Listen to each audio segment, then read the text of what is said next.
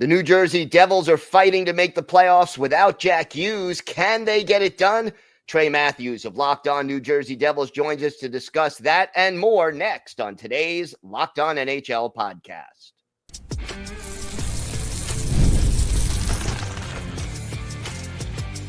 You're Locked On NHL, your daily podcast on the National Hockey League.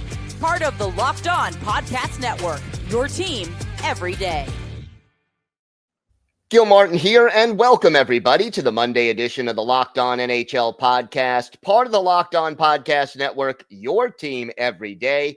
I want to thank everyone who makes Locked On NHL your first listen every day.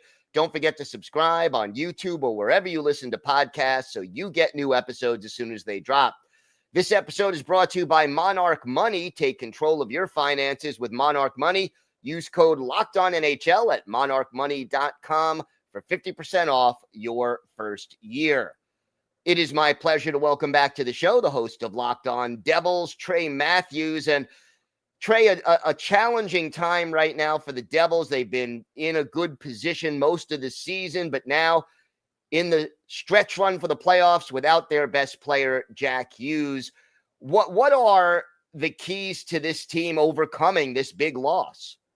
I also want to add on to that, Gil. Dougie Hamilton, he is set to miss the rest of the year. He is arguably the Devils' best offensive-minded defenseman. And Jonas Siegenthaler is also going to miss the rest of the season. He is the Devils' best defensive-minded defenseman. And he was having a pretty solid showing this year.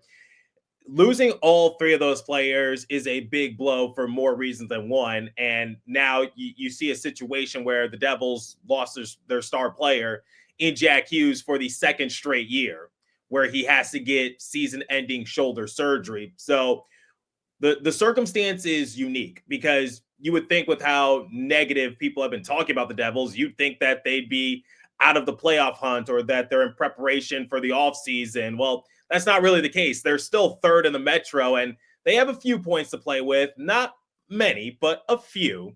So they're still in a prime playoff position, but obviously without Jack Hughes, it leaves a lot of question marks. But I think the big thing for the Devils is they gotta win consistently. Prior to Saturday's matchup against the Pittsburgh Penguins, the Devils were actually on a 3-game winning streak without Jack Hughes. And the Devils have one of the easiest schedules to close out the regular season. So I think if this did have to happen, I guess at least it happened at this particular time period where the Devils can try to pick up some winnable games so that way they can at least get to the playoffs. My goal for the Devils coming into the season, playoffs or bust, because it doesn't matter if they get knocked out of the first round. If they make it to the playoffs, that's an improvement from last year.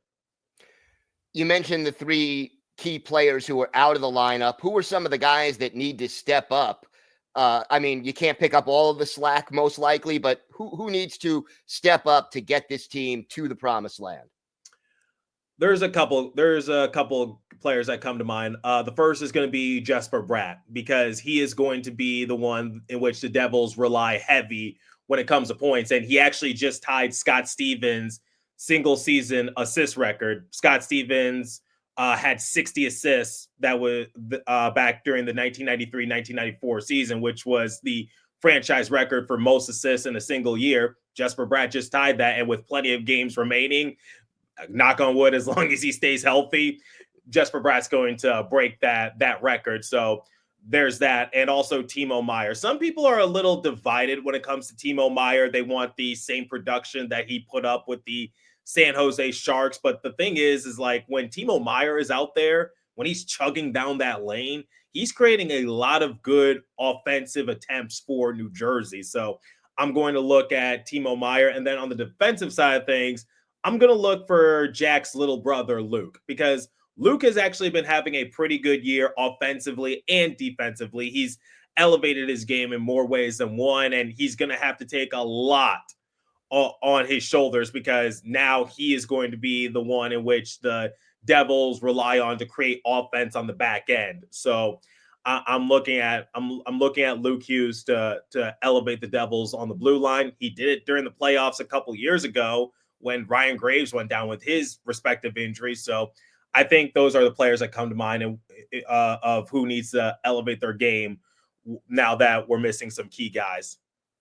Talk to me a little bit about Cody Glass. 4 points in his first 4 games with the Devils. What has he meant, and what is his role coming down the stretch?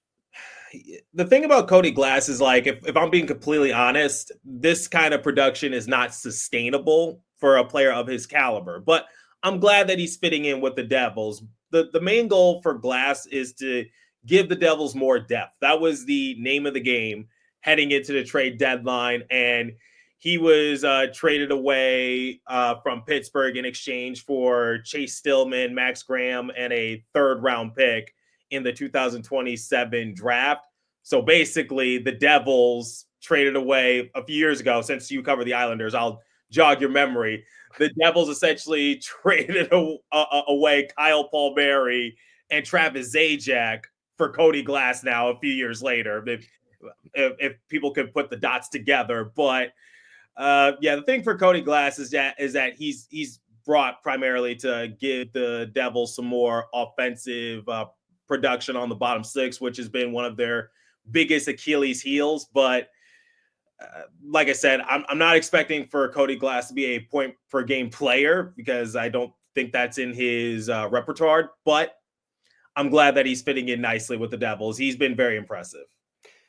You know, before this season, goaltending was considered a big issue, and yet this year, Devils are 5th in the league right now in goals allowed. How important has the goaltending been? And talk to me about the performance of the goalies. It's been one of the few areas in which the fans really have little to no complaints, which is so weird to say, because the last few years, that's all that fans have complained about, saying this Devils team could be a playoff caliber unit, or they could be scarier if they had decent goaltending. And getting Jacob Markstrom in the offseason, bringing back Jake Allen, Nico Dawes, he had a great showing in the 5 games he played in to replace the injured Jacob Markstrom. It's been phenomenal. And also another name I'm going to throw out there, I've seen him play at Boston University, Mike Yegorov, one of the top goalies in last year's draft. In fact, he was the number 1 ranked goalie in North America. So the future is bright when it comes to Devils goaltending. But focusing on the now, Jacob Markstrom, he's a little rusty coming back from injury. I'm sure he'll come back in more ways than one, but he's a little rusty right now. And in that game against Pittsburgh, I think that was evident as to how bad he's been ever since coming back from injury. But I'm not really concerned about that. Jake Allen, he's been having a good year. I think he's still tied for 2nd most shutouts in the NHL. And Nico Dawes, let me tell you something, Gil. 5 games, he had a goals against average below 1, a .966 save percentage, and 1 shutout in the few games he played in this year, because he was back up to Jake Allen when Jacob Markstrom went down with his injury. So I have a lot of high praise for Nico Dawes. Right now he's in Utica because he's the only goalie that can be sent down with no repercussions. But the goaltending has been great, Gil, and it's one of the few areas in which I have no complaints about, which is weird to say, because the Devils have been struggling when it comes to goaltending ever since Martin Brodeur retired many, many years ago. How important is it for this team to make the playoffs this year? I mean, you talked about playoffs or bust when the season started. With all the injuries and with the way this team is developing, how critical is it to make it this year? It's very critical, because the Devils didn't make it last year, and the year prior to last year, they set a franchise record for most wins in a single season. And that's a team that's won 3 Stanley Cups. With the amount of talent they have on their roster, there's no reason why they should be this team where they make the playoffs, they miss the playoffs, they make the playoffs, they miss the playoffs. I'm well past the excuses saying that the Devils are young, they'll learn, they'll figure it out, because the reality of it is you got players like Jesper Bratt and Nico Hischier. Yes, they are young in age. They're in their 20s, but they have nearly 10 years of NHL experience, if you could believe it. Jack Hughes, he has a decent amount of years under his belt. Eric Haula, he has NHL playoff experience. Andre Palat, he's won a couple cups. Same with Jake Allen, few others like Paul Cotter, Curtis McDermott. They've played on championship teams. I'm well past the excuse that the Devils are young, inexperienced. No, you got to try to work with what you got, because sooner or later that window is going to get smaller, smaller, and smaller. Trey, why don't you tell our viewers and our listeners where they could find the podcast and where they could find you on social media? You can find Locked On Devils wherever you get your podcast from, both free on streaming services and YouTube. And you can find me on X at TreyMap4 or the show's X page at Locked On Devils. And yeah, that's where you can find me. All right, Trey, thank you so much. Thank you, Gil. Today's episode is brought to you by Wonderful Pistachios. Looking for a snack that's both delicious and nutritious? Crack into a good source of protein with Wonderful Pistachios. Wonderful Pistachios is one of the highest protein nuts. Each 1 ounce serving has 6 grams of protein, giving you over 10% of your daily value. Plus, they're packed with fiber and better for you unsaturated fats to help keep you feeling fuller longer. Personally, I love the no-shells variety. It's the perfect grab-and-go snack for busy days. Whether I'm snacking at my desk, on a road trip, or just need a quick protein boost, they're always my go-to. And if you love cracking open every shell for that satisfying crunch, the in-shell options are a classic favorite. So get snacking and get cracking with the snack that packs a protein punch.